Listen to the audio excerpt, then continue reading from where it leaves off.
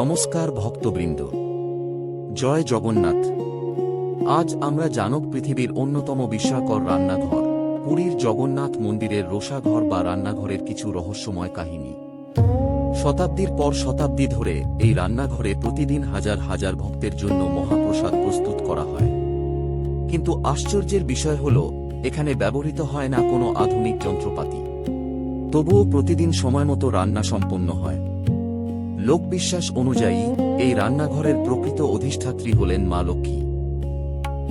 বলা হয়, রান্নার সময় যদি কোনো রাঁধুনির মনে অহংকার আসে, তাহলে খাবারের স্বাদ নষ্ট হয়ে যায়।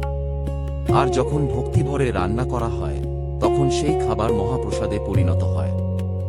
সবচেয়ে আশ্চর্যের বিষয় হল মাটির হাঁড়িগুলো। একটির উপর আরেকটি করে 7টি পর্যন্ত হাঁড়ি বসিয়ে রান্না করা হয়। প্রচলিত বিশ্বাস অনুযায়ী আগুন নিচে জ্বললেও উপরের হাঁড়ির খাবার আগে সিদ্ধ হয়। এই ঘটনাকে ভক্তরা জগন্নাথ দেবের অলৌকিক কৃপা বলে মনে করেন। আরও একটি বিখ্যাত কাহিনী আছে। বলা হয়, প্রতিদিন কত ভক্ত আসবেন তা আগে থেকে কেউ জানেন না, তবুও মহাপ্রসাদ প্রায় কখনো কম পড়ে না। আবার অপ্রয়োজনীয় অপচয় হয় না, যেন ভগবান নিজেই সবকিছু পরিচালনা করছেন। প্রবীণ সেবায়েতদের মধ্যে একটি লোককথা প্রচলিত আছে। একদিন একজন নতুন রাঁধুনি মনে মনে ভাবলেন, এত বড় রান্নাঘর তাঁর দক্ষতাতেই চলছে। সেদিন নাকি রান্নায় নানা সমস্যা দেখা দেয়। পরে তিনি ভগবানের কাছে ক্ষমা চেয়ে আবার কাজে ফিরলে সবকিছু স্বাভাবিক হয়ে যায়। ভক্তরা এই কাহিনীর মাধ্যমে শেখেন, ভগবানের সেবায় অহংকারের স্থান নেই।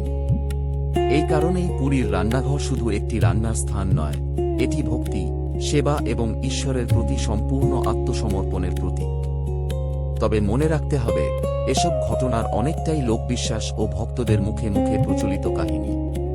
কিন্তু এই সত্য অস্বীকার করার উপায় নেই যে শতাব্দীর পর শতাব্দী ধরে জগন্নাথ মন্দিরের রান্নাঘর কোটি কোটি মানুষের কাছে বিস্ময় ও ভক্তির কেন্দ্র হয়ে রয়েছে। জয় জগন্নাথ।